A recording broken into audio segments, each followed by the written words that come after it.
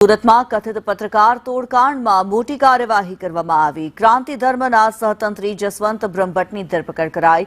Jaswant બ્રહ્મભટ્ટે 1034 RTI કરી હોવાનું ખુલ્યું છે। ભાઈ અને દીકરા સાથે મળી 2734 આરટીઆઈ કરી।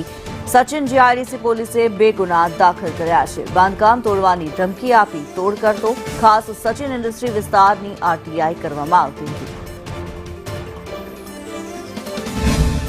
सूरत शहर में आरटीआई करी लोकोनो टोळ करता सामे जे पोलीसे लाल आग करी छे त्यारे सूरतना सचिन जीआईडीसी विस्तारमां सौथी मोटो टोळबाज झड़पायो छे। त्यारे पोलीस इंस्पेक्टर आपणी साथे छे, તેમની સાથે વાત કરીશું।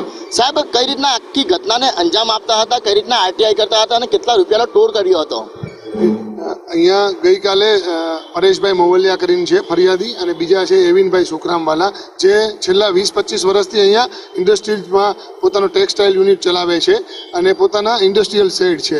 હવે ફરિયાદની વિગત જોઈએ તો તેમાં એવી રીતે હતું કે જે આરોપી છે જસવંત અમૃતભાઈ બ્રહ્મભટ્ટ તે અવારનવાર આરટીઆઈ એક્ટિવિટી કરે છે। આરટીઆઈની એપ્લિકેશન કરી અને જે ઇન્ડસ્ટ્રીયલિસ્ટો છે તેમને ધમકાવે છે કે ભાઈ તમારું ઇલીગલ કન્સ્ટ્રક્શન છે, જો તમે મને પૈસા નહીં આપવામાં આવો તો હું આ આરટીઆઈની અરજીઓ કરી અને તમારું કન્સ્ટ્રક્શન છે એ તોડાવી નાખીશ।